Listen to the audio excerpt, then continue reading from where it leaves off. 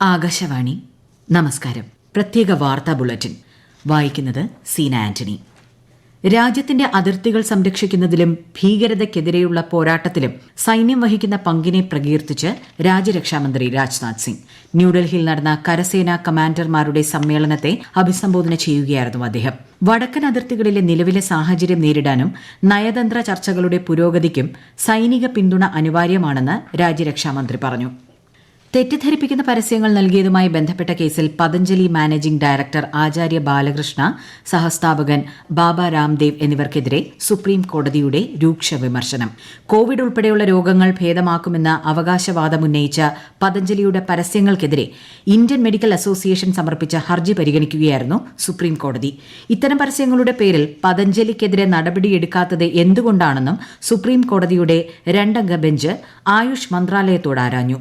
ഒരാഴ്ചയ്ക്കുള്ളിൽ സത്യവാങ്മൂലം സമർപ്പിക്കാനും രാംദേവിനും ബാലകൃഷ്ണയ്ക്കും സുപ്രീം കോടതി നിർദ്ദേശം നൽകി.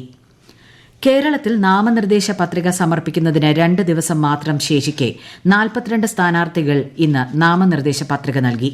മാർച്ച് 28-ന് നാമനിർദ്ദേശ പത്രികാ സമർപ്പണം തുടങ്ങിയതു മുതൽ ഇതുവരെ സംസ്ഥാനത്താകെ 56 സ്ഥാനാർത്ഥികളാണ് പത്രിക സമർപ്പിച്ചത്. ഇതുവരെ ആകെ ലഭിച്ചത് 79 നാമനിർദ്ദേശ പത്രികകളാണ്. ഏപ്രിൽ 4-നാണ് നാമനിർദ്ദേശ പത്രിക സമർപ്പിക്കുന്നതിനുള്ള അവസാന തീയതി. സൂക്ഷ്മ പരിശോധന ഈ മാസം 5-ന് നടക്കും. മന്ത്രി PA മുഹമ്മദ് റിയാസിനെതിരെ UDF തെരഞ്ഞെടുപ്പ് കമ്മീഷന് പരാതി നൽകി. കോഴിക്കോട് കായിക മേഖലയുമായി ബന്ധപ്പെട്ട് സംഘടിപ്പിച്ച പരിപാടിയിൽ മന്ത്രിയുടെ പ്രസംഗത്തിൽ തെരഞ്ഞെടുപ്പ് പെരുമാറ്റച്ചട്ട ലംഘനം നടത്തിയെന്ന് ആരോപിച്ചാണ് പരാതി നൽകിയത്. എന്നാൽ ആരോപണം അടിസ്ഥാനരഹിതമാണെന്ന് മന്ത്രി മാധ്യമങ്ങളോട് പ്രതികരിച്ചു. ഡൽഹി മദ്യനയ അഴിമതി കേസിൽ ജയിലിലായിരുന്ന ആം ആദ്മി പാർട്ടി നേതാവും രാജ്യസഭാ എംപിയുമായ സഞ്ജയ് സിംഗിന് സുപ്രീം കോടതി ജാമ്യം അനുവദിച്ചു. Justice Sanjiv Khanna, justice Dipankar Datta, justice Prasanna B Varale എന്നിവരടങ്ങിയ ബെഞ്ചാണ് സഞ്ജയ് സിംഗിന് ജാമ്യം അനുവദിച്ചത്. രാഷ്ട്രീയ പ്രവർത്തനങ്ങളിൽ അദ്ദേഹത്തിന് പങ്കെടുക്കാമെങ്കിലും ED അന്വേഷണത്തെക്കുറിച്ച് പരസ്യ പ്രസ്താവന നടത്താൻ പാടില്ല. കഴിഞ്ഞ വർഷം ഒക്ടോബറിലാണ് സഞ്ജയ് സിംഗ് അറസ്റ്റിലായത്. ഖുല നിയമം അവലംബിക്കാനുള്ള മുസ്ലിം സ്ത്രീകളുടെ നിരുപാധിക അവകാശത്തെ അംഗീകരിച്ച കേരള ഹൈക്കോടതി വിധിക്കെതിരെ സമർപ്പിച്ച ഹർജിയിൽ സുപ്രീം കോടതി നോട്ടീസ് അയച്ചു. ഹൈക്കോടതി വിധിയെ ചോദ്യം ചെയ്ത് കേരള മുസ്ലിം ജമാഅത്തും സ്വകാര്യ വ്യക്തിയും പ്രത്യേകം സമർപ്പിച്ച ഹർജികളാണ് സുപ്രീം കോടതി പരിഗണിച്ചത്. ഭർത്താവിന് ഏകപക്ഷീയമായി വിവാഹമോചനം നൽകാൻ ഒരു മുസ്ലിം സ്ത്രീക്ക് അവകാശം നൽകുന്നതാണ് ഖുല. സ്ത്രീകൾക്ക് അവരുടെ അവകാശങ്ങൾ സംരക്ഷിക്കാൻ ഈ അധികാരം നൽകിയിരുന്നു. കേരളത്തിൽ മാനസികാരോഗ്യ അവലോകന ബോർഡുകളുടെ പ്രവർത്തനം ആരംഭിച്ചു. തിരുവനന്തപുരം, കോട്ടയം, തൃശൂർ, കോഴിക്കോട് ജില്ലകളിലാണ് പ്രാരംഭഘട്ടത്തിൽ ബോർഡുകൾ പ്രവർത്തിക്കുക. കഴിഞ്ഞ മാസം 14-നാണ് ബോർഡിന്റെ പ്രവർത്തനം സംസ്ഥാനത്ത് അടിയന്തരമായി ആരംഭിക്കാൻ സർക്കാർ ഉത്തരവിറക്കിയത്. മാനസികാരോഗ്യ പരിചരണവും സേവനങ്ങളും നൽകുന്നതിനും അവരുടെ അവകാശങ്ങൾ സംരക്ഷിക്കുന്നതിനുമുള്ള ഒരു ക്വാസി ജുഡീഷ്യൽ സംവിധാനമാണ് mental health review board. IPL ക്രിക്കറ്റിൽ ടോസ് നേടിയ Royal Challengers Bangalore Lucknow super ജയന്റ്സിനെ ബാറ്റിംഗിന് അയച്ചു. ബംഗളൂരു ചിന്നസ്വാമി സ്റ്റേഡിയത്തിലാണ് മത്സരം.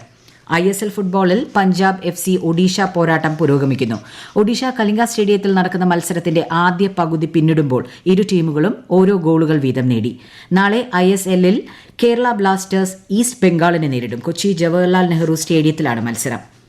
ആഫ്രിക്കൻ മണ്ണിൽ നിന്ന് ആദ്യ വനിതാ പ്രധാനമന്ത്രി ജുദിത് സുമിൻവ തുലൂക്കയാണ് ഡെമോക്രാറ്റിക് റിപ്പബ്ലിക് ഓഫ് കോങ്കോയുടെ പുതിയ പ്രധാനമന്ത്രിയാകുന്നത്.